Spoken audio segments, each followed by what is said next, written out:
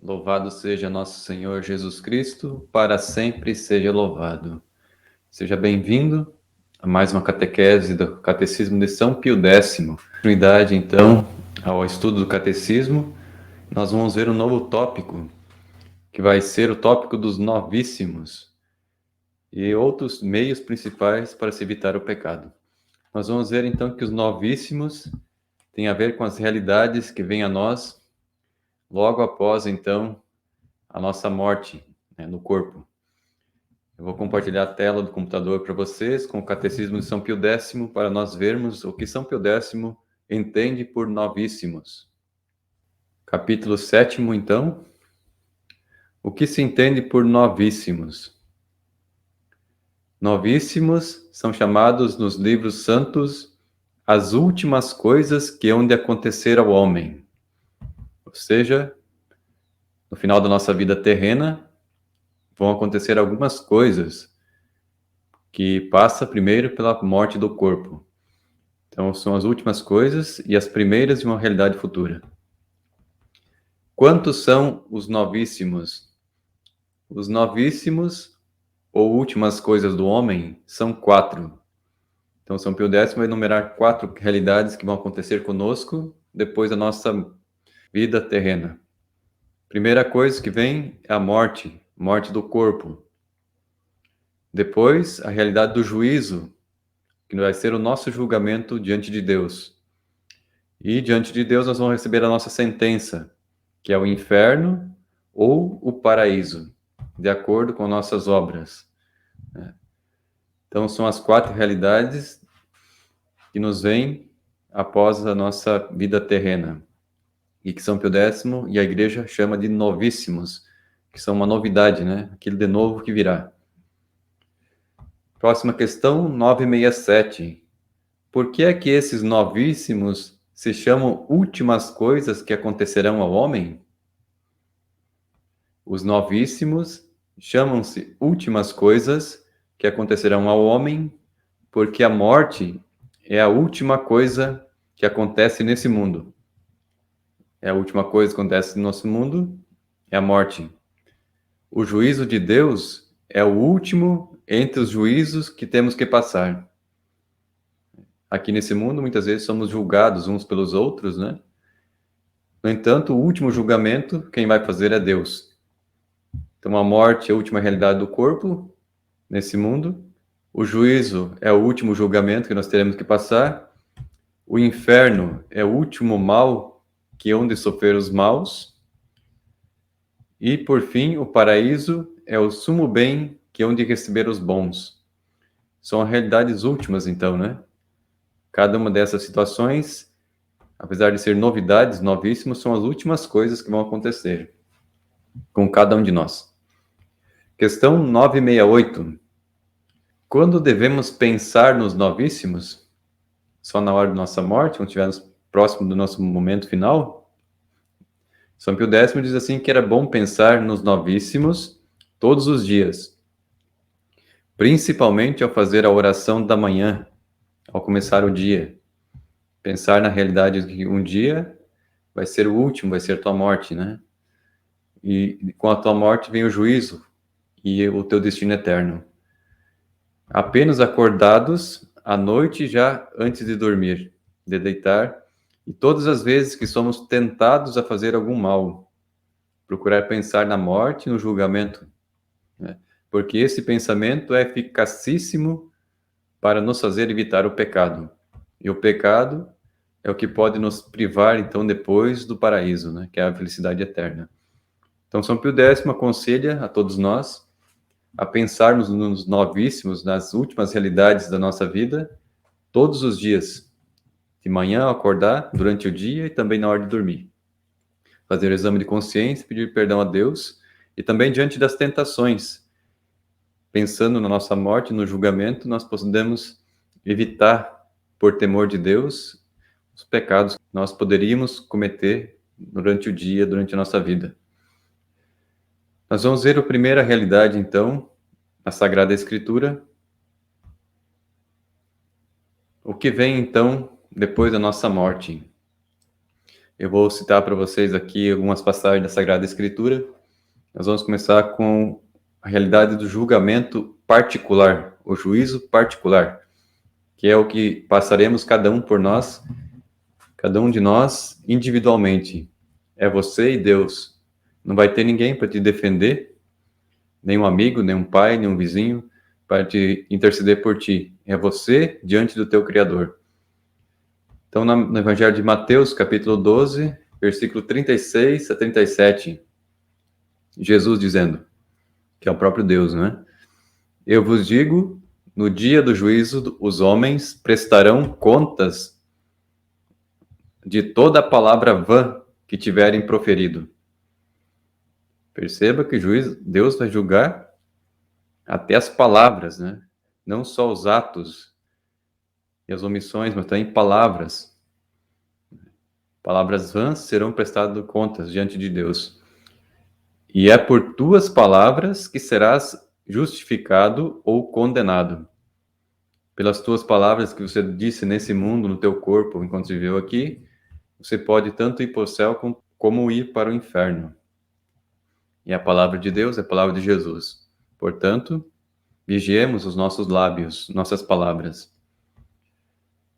No capítulo 25 de Mateus, no versículo 30, em que Jesus fala do julgamento que ele vai realizar no final dos tempos, ele diz assim: a esse servo inútil, aquele que não fez a vontade de Deus, jogai-o nas trevas exteriores, que significa o inferno.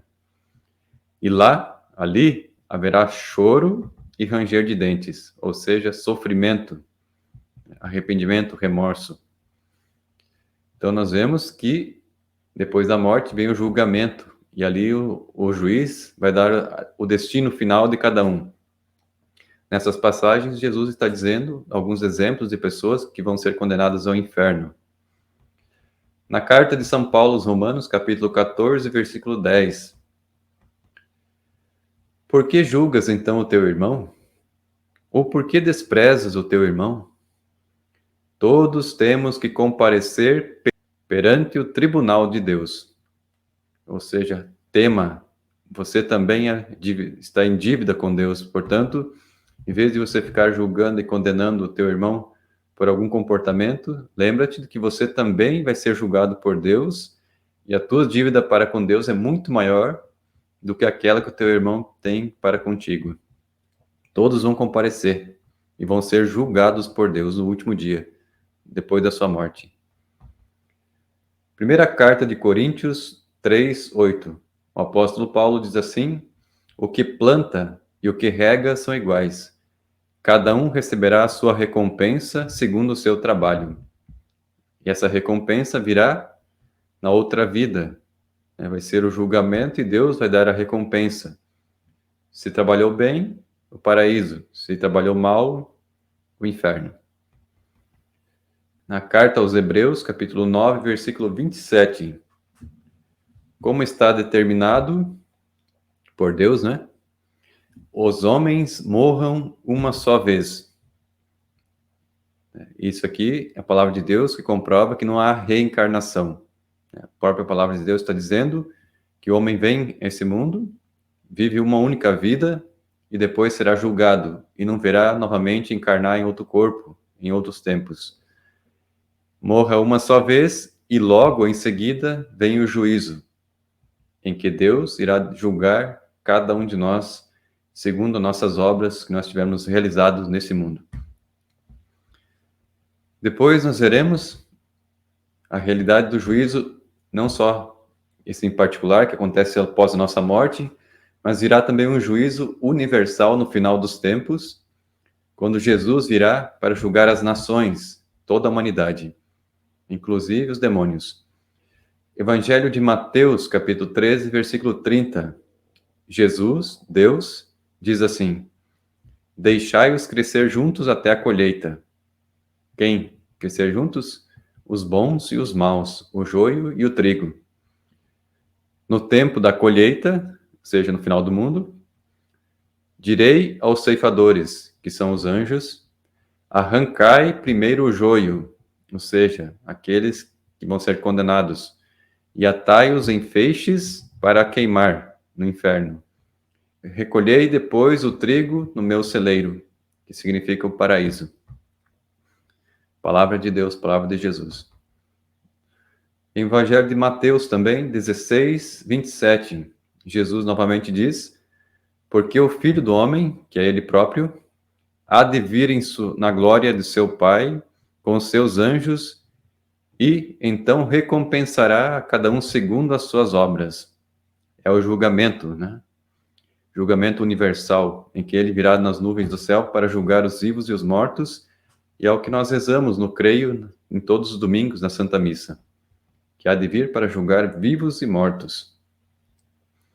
O Evangelho de João, capítulo 12, versículo 48. Quem me despreza e não recebe as minhas palavras, ou seja, quem não acolhe Jesus Cristo nem o Evangelho, tem quem o julgue.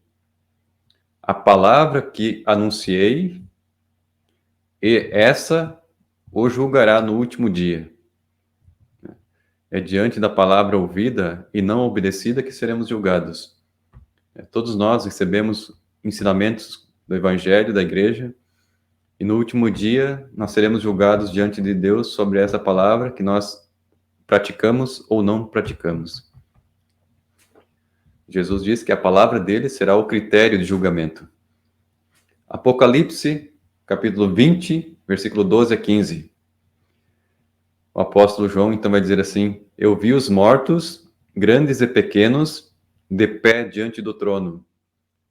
Abriram-se livros e ainda outro livro, que é o livro da vida. E os mortos foram julgados conforme o que estava escrito no livro, segundo as suas obras. Então Deus tem tudo diante de si, todos os nossos comportamentos, de cada pessoa que existe na humanidade, desde Adão até o último homem, tem a sua vida inscrita na mente divina, que é simbolizada por esse livro. Ali está toda a nossa vida, toda a vida da humanidade. E Deus vai julgar então cada um segundo o que está escrito nesse livro, segundo as suas obras. Ou seja, não é aquele princípio da sola fides protestante, né? Mas Deus vai julgar segundo as obras, não somente pela fé.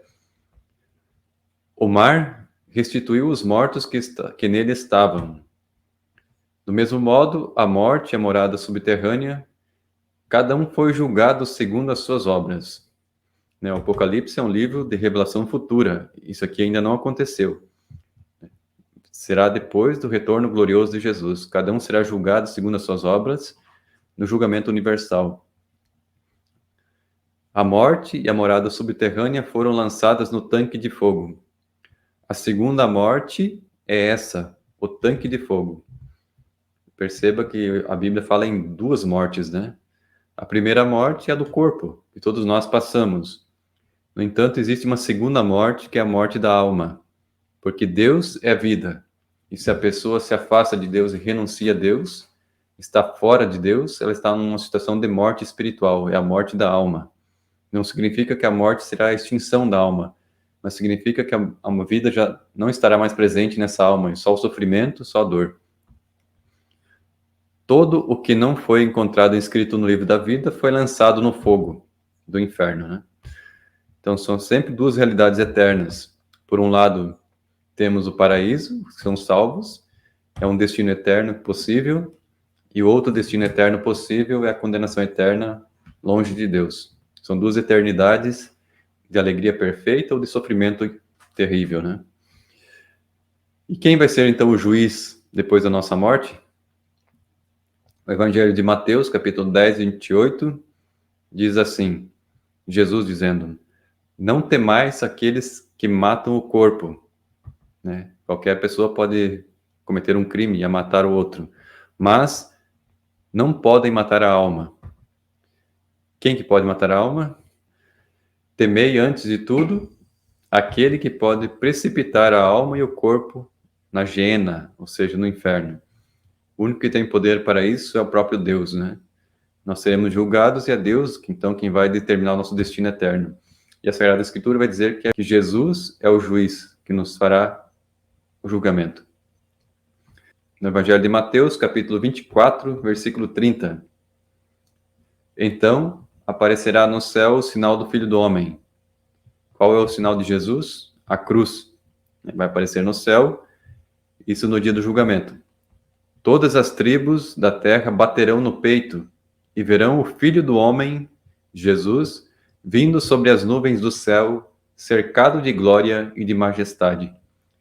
Então essa cena acontecerá ainda no futuro, em que Jesus virá nas nuvens para julgar os vivos e os mortos, e todos os habitantes da terra serão reunidos diante dele para o julgamento.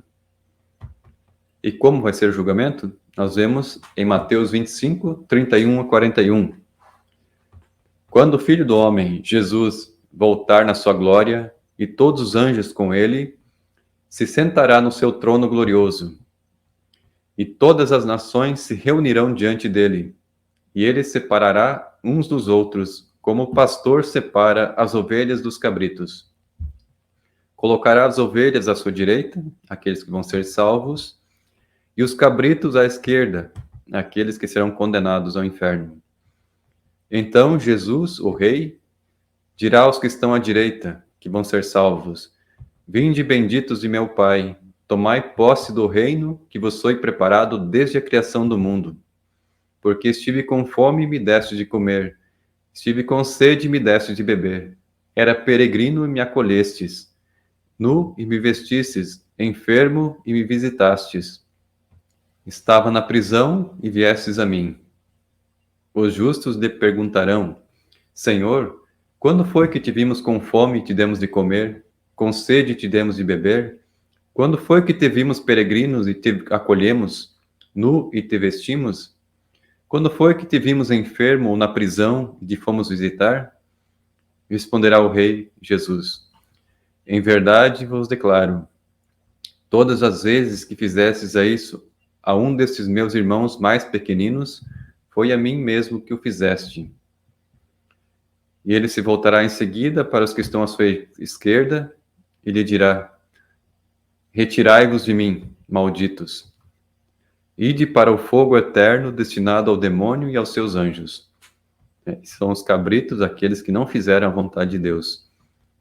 O inferno é a retirada.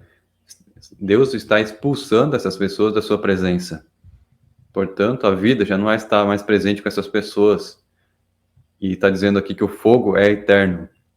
Não é o aniquilamento da alma, mas a alma persistirá por toda a eternidade, no entanto, num fogo de sofrimento, né? Onde está o demônio e os anjos caídos. No Evangelho de João, capítulo 5, versículo 22. Assim também o Pai não julga ninguém, mas entregou todo o julgamento ao Filho. Perceba que o Pai confiou a Jesus o julgamento das nações, de todo ser humano. Em Atos dos Apóstolos, capítulo 10, versículo 42, o apóstolo está dizendo que Jesus nos mandou pregar ao povo e testemunhar que é Ele quem foi constituído por Deus, juiz dos vivos e dos mortos. Foi Jesus quem pediu para os apóstolos, então, pregar e dar testemunho diante de todas as nações que o Pai constituiu Jesus como juiz dos vivos e dos mortos. É Jesus quem vai julgar. E na segunda carta de São Paulo aos Coríntios, capítulo 5, versículo 10, São Paulo vai dizer assim: Porque teremos de comparecer, ou seja, eu, você, todos nós, vamos comparecer diante do tribunal de Cristo. E no tribunal nós somos o réu, nós vamos ser julgados por Deus segundo a sua palavra, segundo os seus ensinamentos, segundo o evangelho, segundo os mandamentos, segundo as nossas obras. Ali, diante do tribunal de Cristo, cada um receberá o que mereceu. Perceba que há os méritos, né? Se fala hoje em dia que o ser humano não é capaz de ter méritos diante de Deus. Essa é uma das doutrinas protestantes, da sola fides, né?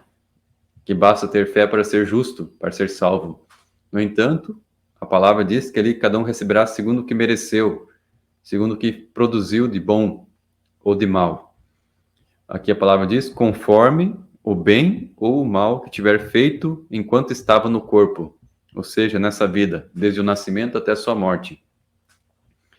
É diante disso que Jesus vai nos julgar. no último dia, então depois da nossa morte.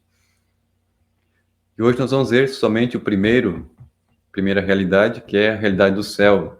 Para que o vídeo não se torne muito comprido, eu vou fazer hoje a realidade do céu, depois eu vejo o purgatório e mais tarde sobre o inferno, as passagens da Sagrada Escritura que falam sobre essas realidades eternas. Então o céu ou o paraíso, a Sagrada Escritura fala que o céu então é como morada de Deus e dos santos anjos. É uma outra dimensão, não está ligado com a matéria do nosso mundo, esse mundo criado por Deus que é o universo. É uma realidade sobrenatural. Em Deuteronômio 26:15, diz assim: Olhai de vossa santa morada dos altos céus e abençoai o vosso povo de Israel e a terra que nos destes, como jurastes a nossos pais, terra que mana leite e mel. Perceba que o céu é uma morada santa, ela está no alto, né, nos céus. Essa realidade de expressar o céu como uma realidade transcendente, né, que está lá no, né, que não é a mesma situação nossa que estamos aqui embaixo. Reis 8:30 novamente apresenta o alto dos céus como a morada de Deus, né? A vossa morada no céu. Na primeira carta Reis 22:19 também viu o Senhor sentado no seu trono e todo o exército dos céus ao redor dele. Lá no céu, então, estão os anjos, os espíritos puríssimos, né?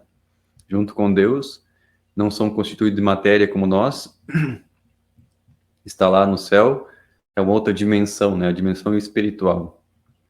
Em Mateus 5:16, Jesus vai dizer aos apóstolos: Assim brilhe a vossa luz diante dos homens, para que vejam as vossas boas obras e glorifiquem ao vosso Pai que está nos céus. Ou seja, o céu é o local onde Deus está, onde Deus habita, porque Ele é Espírito. Capítulo 5:34, Mateus: Eu, porém, vos digo, não jureis de modo algum, nem pelo céu, porque é o trono de Deus. Aqui, novamente, Jesus dizendo que essa dimensão espiritual é onde está o trono de Deus, é lá onde ele reina sobre os anjos, né? Sobre a realidade celeste. Em Mateus 5:45, deste modo sereis os filhos do vosso Pai do céu. Novamente, Jesus chamando Deus de Pai do céu. A realidade que Deus habita no alto, né? Numa outra dimensão, que aqui é representada como o céu. Pois ele faz nascer o sol tanto sobre os maus como sobre os bons, e faz chover sobre os justos e sobre os injustos.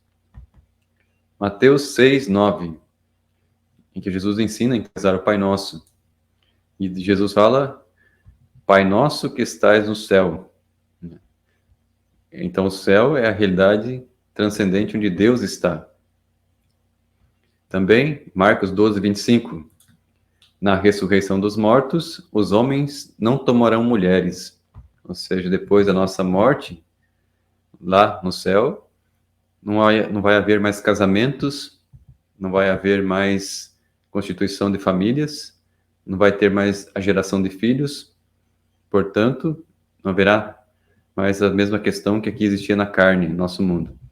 Nem as mulheres vão adquirir maridos, mas serão como os anjos do céu.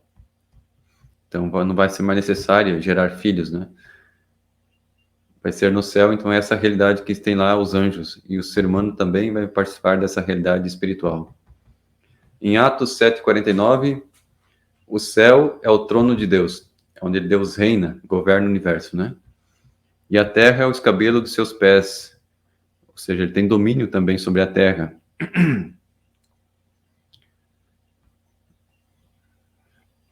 Agora, o céu também é chamado de morada de Jesus e dos santos. Marcos 16:19. Depois que o Senhor Jesus lhe falou, foi levado ao céu. Então Jesus, depois da ressurreição, depois de morto e ressuscitado, ele foi levado aos céus e está sentado à direita de Deus. Então ele retornou para seu local de origem, né, de onde ele veio. Jesus foi lá e também nós, né, iremos. Lucas 6:23. Alegrai-vos naquele dia e exultai, porque é grande o vosso galardão no céu. Jesus, então, dizendo que depois dessa luta, dessa vida, será grande o nosso galardão, nosso prêmio, nossa recompensa lá no céu. Também, a segunda carta a Coríntios, capítulo 5, versículo 1. Sabemos, com efeito, que ao se desfazer a tenda em que habitamos neste mundo, ou seja, a nossa morte, nosso corpo, receberemos uma casa preparada por Deus, não por mãos humanas, uma habitação eterna no céu, lá no céu, né? Junto com Deus e os anjos. Filipenses 3:20. Nós, porém, somos cidadãos do céu, e é de lá que ansiosamente esperamos o Salvador Jesus Cristo. Filipenses, então, está falando que nós somos cidadãos do céu. Os cristãos, assim como Cristo, que veio dos céus e voltou para o céu, também nós devemos voltar para o céu, aquele que nos criou, nosso Deus. É de lá que nós esperamos, então, com ansiedade, o retorno de Jesus na sua glória para julgar os vivos e os mortos e conduzir todos, então, à realidade celeste, ao paraíso. Na primeira carta a Pedro 3:22, e diz assim o apóstolo Pedro: esse Jesus Cristo, tendo subido aos céus, então com a sua ressurreição, né, está sentado à direita de Deus, depois de ter recebido a submissão dos anjos. Então, os anjos estão submissos a Jesus, né, porque são criaturas dele também. Também os principados, né, que fazem parte do coro dos anjos, e as potestades também estão submissas a Jesus. Todos os 9 coros angélicos estão submissos a Cristo. Ele é o Senhor dos anjos e também dos homens. E ele está lá agora junto com Deus, com seu corpo glorificado. A Sagrada Escritura também apresenta o céu como um lugar de felicidade e felicidade eterna, ou seja, que não se acaba, que não se altera. Uma felicidade perfeita e ininterrupta. Em Mateus 5:12, Jesus dizendo: alegrai-vos e exultai, pois será grande a vossa recompensa nos céus. Pois assim perseguiram os profetas que vieram antes de vós. Então, nesse mundo teremos tribulações, mas depois veremos a felicidade perfeita no céu. Em Mateus 13:43, então, no reino de seu Pai, os justos resplandecerão como o sol. Aquele que tem ouvidos, ouça. Então, aqueles que serão salvos vão brilhar como o sol, vão participar da glória divina. Serão felizes, né, como Deus é feliz. Na primeira carta a Tessalonicenses, capítulo 4, versículo 16 e 17. Quando for dado o sinal, a voz do arcanjo e ao som da trombeta de Deus, o mesmo Senhor descerá do céu e os que morreram em Cristo ressurgirão primeiro. Então, primeiro os mortos, né? Depois nós, os vivos, que estamos aqui nesse mundo ainda, os que estamos ainda na terra, seremos arrebatados juntamente com eles sobre as nuvens, ao encontro do Senhor nos ares, e assim estaremos para sempre com o Senhor. Então aqui o apóstolo está retratando o retorno glorioso de Jesus e a ressurreição final no último dia, em que todos serão ressuscitados, tanto aqueles que estavam mortos, que ressuscitarão primeiro, depois os vivos serão transformados também. Na primeira carta do apóstolo Pedro, capítulo 1, versículo 3-4, diz assim: bendito seja Deus, o Pai de nosso Senhor Jesus Cristo. Na sua grande misericórdia, ele nos fez renascer pela ressurreição de Jesus Cristo dentre os mortos. Perceba que a ressurreição de Jesus é uma forma de nós mesmos renascermos, né? Para uma viva esperança, para uma esperança incorruptível. Ou seja, a eternidade, o paraíso não se acaba, não se deteriora. É uma esperança incontaminável, porque lá não entra mais o pecado, não há mais queda, não há mais traição, não há mais afastamento e rebeldia contra Deus. Imarcessível, reservada para vós nos céus. Então lá é um destino eterno, não vai sofrer mais o perigo de se perder o céu, porque vai ser eterno e lá nunca mais ninguém vai pecar, ninguém mais vai se afastar de Deus. E esse paraíso, o céu, a felicidade eterna, Deus quer dar como dom a todos os seres humanos, né? Todos são chamados para ir para o céu. Em Mateus 18:14. Assim é a vontade do vosso Pai Celeste, está dizendo Jesus, que não se perca um só desses pequeninos. O Pai, então, que enviou Jesus ao mundo, quer que não se perca ninguém, né? Que todos sejam salvos, todos estejam com Ele no paraíso. No entanto, nós sabemos, né, que vai ter muitos cabritos, né? Muitos daqueles que vão se afastar de Deus, né? Que vão preferir estar longe dele por toda a eternidade. No Evangelho de João, capítulo 3, versículo 16, diz assim: com efeito, de tal modo Deus amou o mundo, que lhe deu seu único filho, que é Jesus, para que todo o que nele crê não pereça, mas tenha vida eterna. Então Deus amou tanto o mundo e não quer que ninguém se perca, né? Mas que todos, né, aquele que acredita em Jesus, tenha vida eterna, com Deus no paraíso. João, novamente, 6:40. Esta é a vontade de meu Pai, está dizendo Jesus, que todo aquele que vê o Filho, Jesus, e nele crê, tenha a vida eterna, e eu o ressuscitarei no último dia, que é o dia do juízo universal, em que todos serão ressuscitados, tanto os salvos como os condenados, né? Vão receber novamente um corpo. Na carta de São Paulo aos Romanos, capítulo 1, versículo 16. Com efeito, não me vergonho do Evangelho, pois ele é força vinda de Deus para a salvação de todo o que crê, ao judeu em primeiro lugar e depois ao grego. Então, essa salvação de Deus estendida a toda a humanidade, não só para os judeus. Primeira carta a Timóteo 2:4. Deus, então, deseja que todos os homens se salvem, todos, e cheguem ao conhecimento da verdade. No entanto, nem todos chegam ao conhecimento da verdade, né? E alguns não querem ser salvos. Na primeira carta de João, capítulo 2, versículo 2. Ele, está falando de Jesus, é a expiação dos nossos pecados. Então, ele é o único meio de nós recebermos o perdão de Deus. E não somente dos nossos, mas também pelos de todo o mundo. Quem quer receber o perdão de Deus e a salvação, precisa necessariamente passar por Jesus. Ele é a expiação. Que é para todos. Ele veio para todos. Então, a Sagrada Escritura vai dizer assim, qual que é o meio que nós devemos traçar nessa vida para conseguirmos, então, o céu, essa redenção de Jesus. Em Mateus 7:21, Jesus vai dizer que nem todo aquele que diz Senhor, Senhor entrará no reino dos céus, mas sim aquele que faz a vontade de meu Pai que está nos céus. Não basta acreditar, falar, mas precisa ser praticada a vontade de Deus, né? Fazer a vontade de Deus. Primeira condição, então, para alcançar o céu, fazer a vontade de Deus, obedecer. Mateus 18, 2-4. Jesus chamou uma criancinha, colocou no meio deles e disse: em verdade eu vos declaro, se não vos transformardes e vos tornardes como criancinhas, não entrareis no reino dos céus. Aquele que se fizer humilde, como esta criança, será o maior no reino dos céus.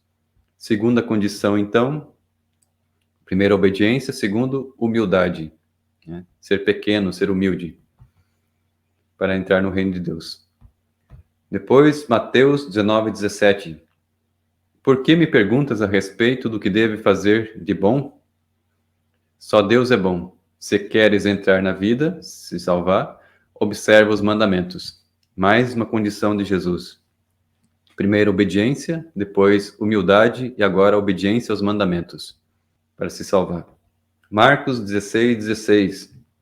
Quem crê e for batizado será salvo, mas quem não crê será condenado. Nova exigência de Jesus para a salvação: acreditar nele, ter fé em Jesus e receber o batismo para ser salvo. Né? Agora, uma nova exigência, a fé e o batismo.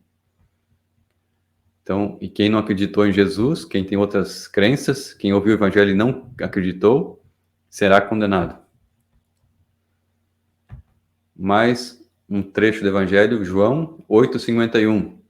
Em verdade vos digo, se alguém guardar a minha palavra, não verá jamais a morte.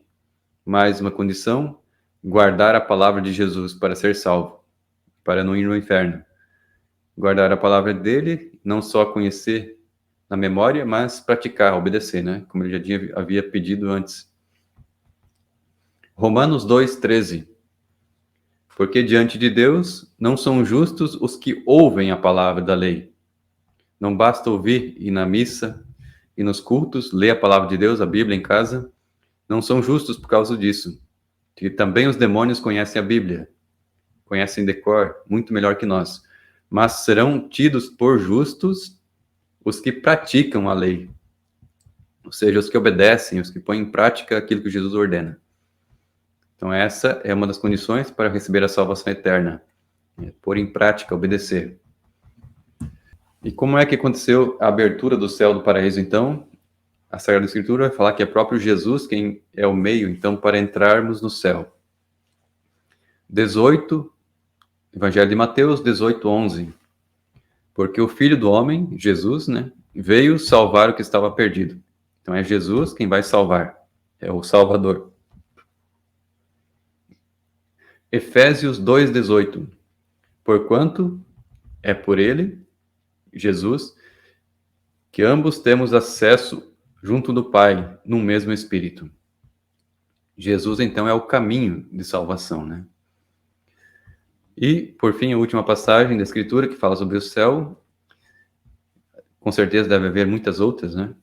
Mas que eu anotei são essas aqui. Primeira carta a Timóteo, capítulo 1, versículo 15. Eis uma verdade absolutamente certa e merecedora de fé.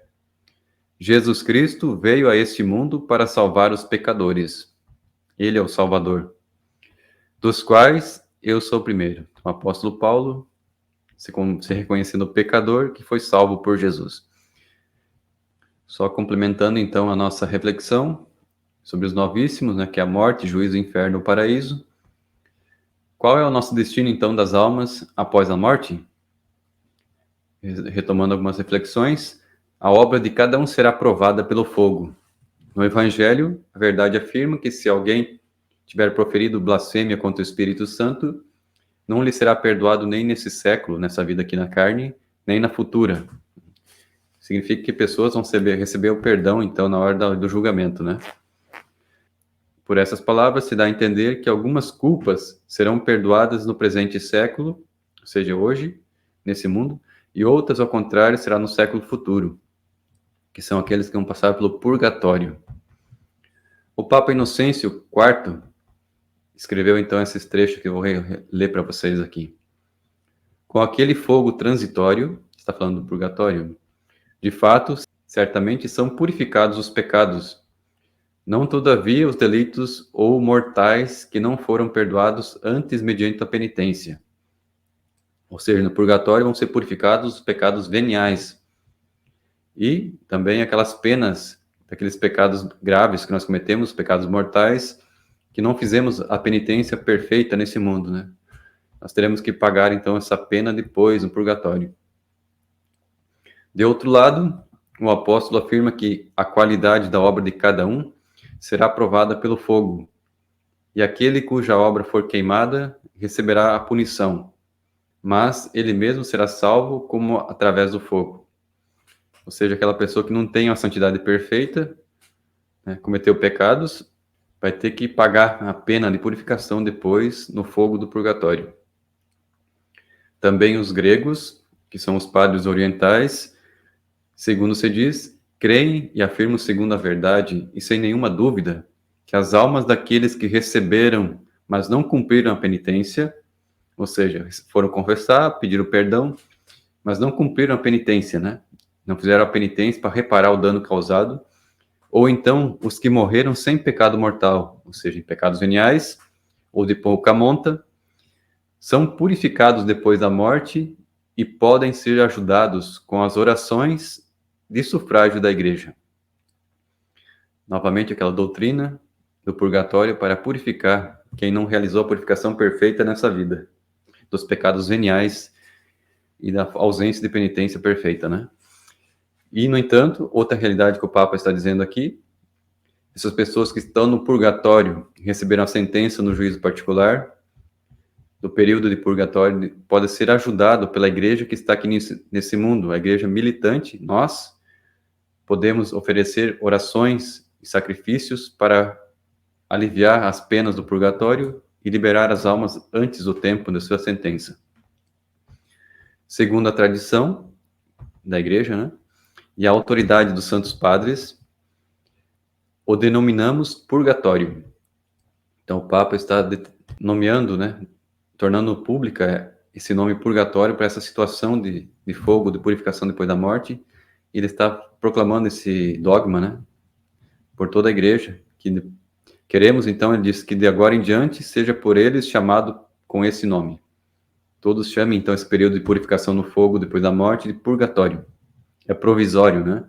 Depois a pessoa irá para o céu.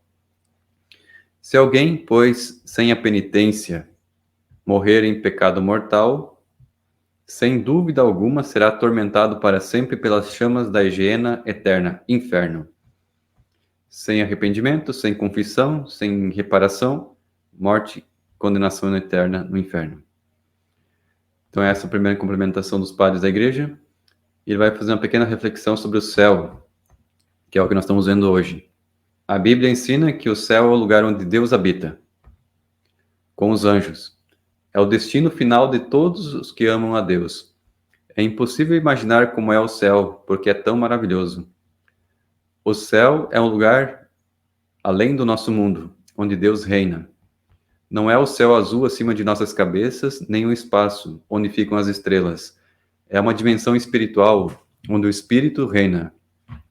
Lá teremos corpos espirituais perfeitos e incorruptíveis. A Bíblia diz que ninguém viu o que Deus tem preparado para aqueles que o amam. Por isso, não dá para descrever a maravilha que será o céu.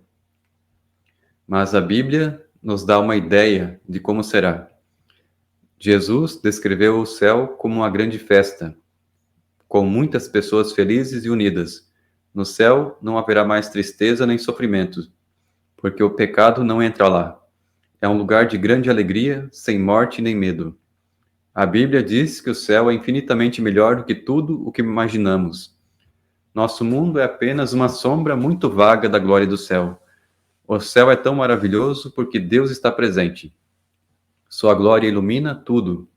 Lá poderemos vê-lo face a face e estaremos sempre em sua presença. Então, assim, nós concluímos a reflexão sobre o céu, a primeira realidade eterna, aqueles que serão salvos, né? Nós vimos algumas passagens da Escritura e na próxima catequese nós vamos ver sobre o purgatório e depois sobre o inferno. Que Deus te abençoe, então. Até a próxima semana, nossa catequese continuará com os novíssimos, então, as realidades que virão a nós depois da nossa morte.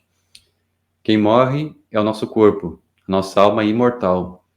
Quando ocorre a morte do nosso corpo, nossa alma sai e retorna ao Criador. E lá nós seremos julgados, então, e o nosso destino será determinado por Deus. A eternidade com Deus ou longe dele, né? Louvado seja nosso Senhor Jesus Cristo, para sempre seja louvado.